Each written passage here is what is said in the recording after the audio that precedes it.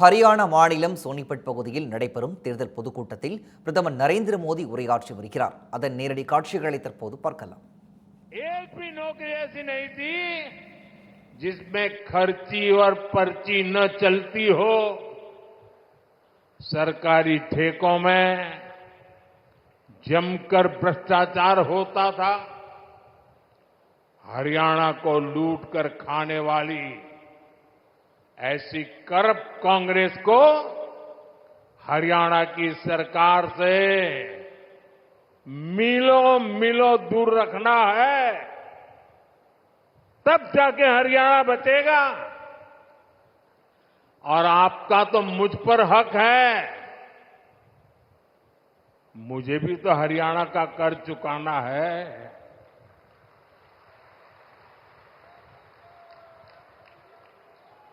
और मुझे खुशी है कि हरियाणा के लोग इतने समझदार हैं कि वो राज्य और केंद्र की ताकत क्या होती है, ये जितना हरियाणा के लोग समझते हैं ना, हिंदुस्तान में और कोई उतना नहीं समझता है जितना हरियाणा वाले समझते हैं।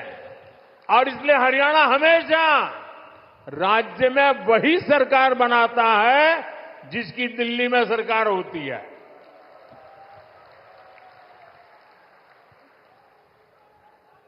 हरियाणा के लोगों की इसकी बराबर समझ है। साथियों, जैसी स्थिति यहां कांग्रेस ने उस समय बनाई थी, आज कर्नाटका में उनकी सरकार है। जरा देखिए, अभी तो 2 साल हुए हैं, क्या हाल करके रखा है। वहां कांग्रेस के मुख्यमंत्री उन पर जमीन घोटाले के आरोप लगे हैं। जब इसकी जांच शुरू हुई तो कर्नाटका के मुख्यमंत्री हाईकोर्ट चले गए।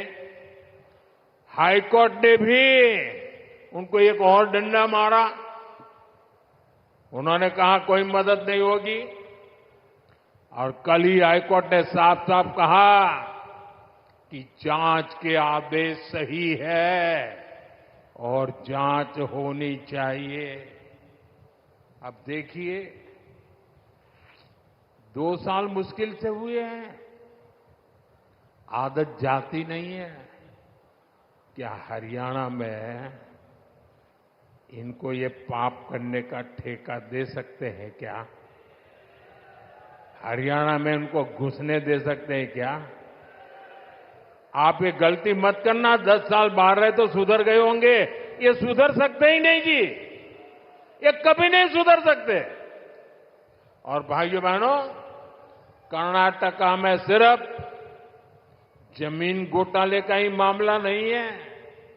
वहां मेरे दलित भाई बहन, ये समझिए, कांग्रेस पार्टी के अध्यक्ष भी कर्नाटका से आते हैं, दलित समाज से हैं। कर्नाटका में दलितों के लिए जो फंड था, उसमें भी कांग्रेस ने घोटाला किया। ये वहां की कांग्रेस सरकार ने, वहां के सीएम ने विधानसभा में खुद इस बात को स्वीकार किया है। अब बताइए, जहां भ्रष्टाचार होगा,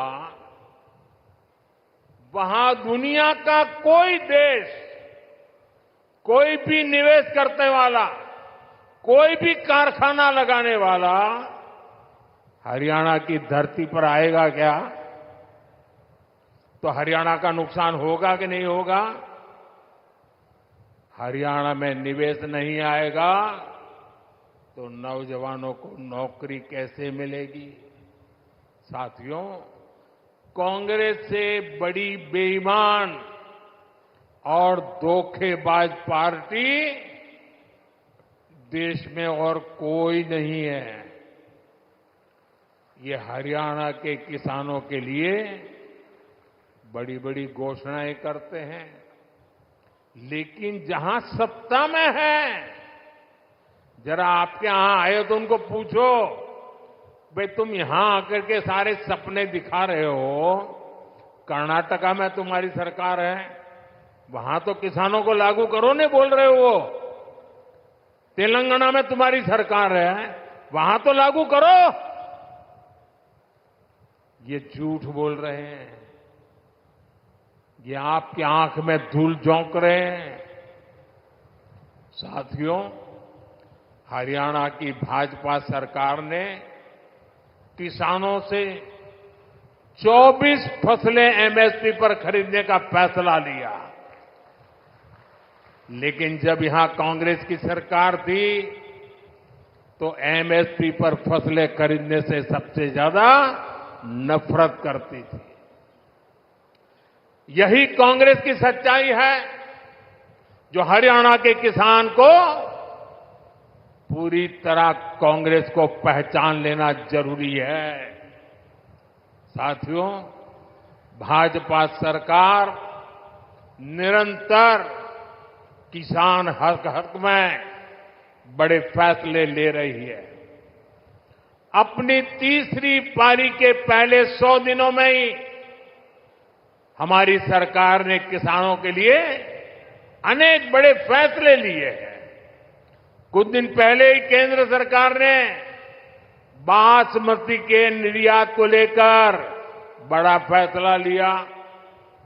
अभी तक बासमती के एक्सपोर्ट के लिए न्यूनतम मूल्य तय था, उस सीमा से नीचे निर्यात संभव नहीं था। इससे भारत के बजाय दूसरे देशों से लोग इंपोर्ट करते थे। अब हमने किसानों की भलाई के लिए ये सीमा भी हटा दी है और इससे ज्यादा बासमती एक्सपोर्ट हो पाएगा। इसका सीधा फायदा धान किसानों को होगा, उन्हें और ज्यादा पैसा मिलेगा। साथियों, हमने भारत के तिलहन किसानों के लिए भी बड़ा फैसला लिया है। विदेश से आयात होने वाले तेल पर हमने टैक्स बढ़ा दिया है।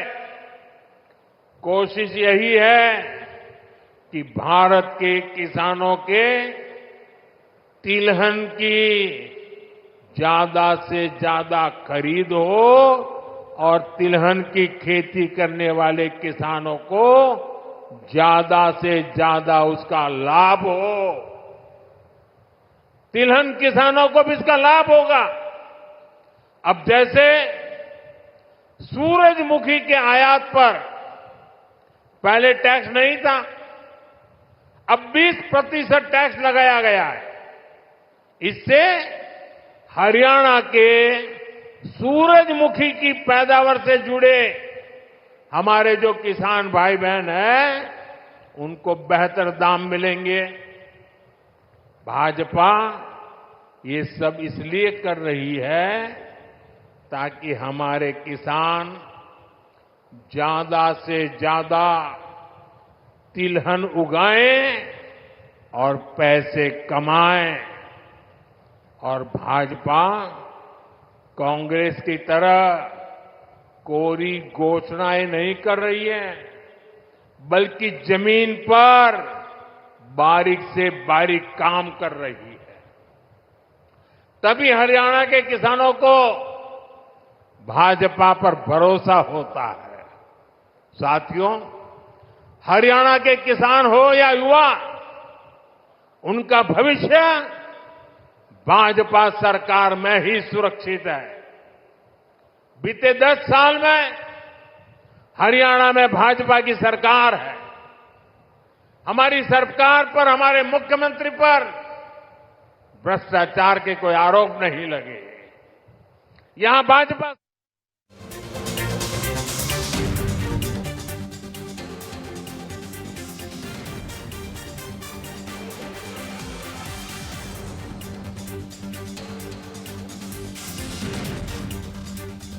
ஹரியானா மாநிலம் சோனிபட் பகுதியில் நடைபெறும் தேர்தல் பொதுக்கூட்டத்தில் பிரதமர் நரேந்திர மோடி உரையாற்றிய அந்த காட்சிகளை பார்த்தோம். அப்போது ஜம்மு காஷ்மீரில் 2ஆம் கட்ட வாக்குப்பதிவு அமைதியாக நடைபெற்று வருவதாகவும் காங்கிரஸ் ஆட்சி என்றாலே முதலீடுகளும் இருக்காது, வேலைவாய்ப்புகளும் இருக்காது என்று தெரிவித்திருந்தார். மேலும் தொடர்பான முழுமையான விவரங்களை பின்னர் வரும் செய்தி தொகுப்பில் பார்க்கலாம்.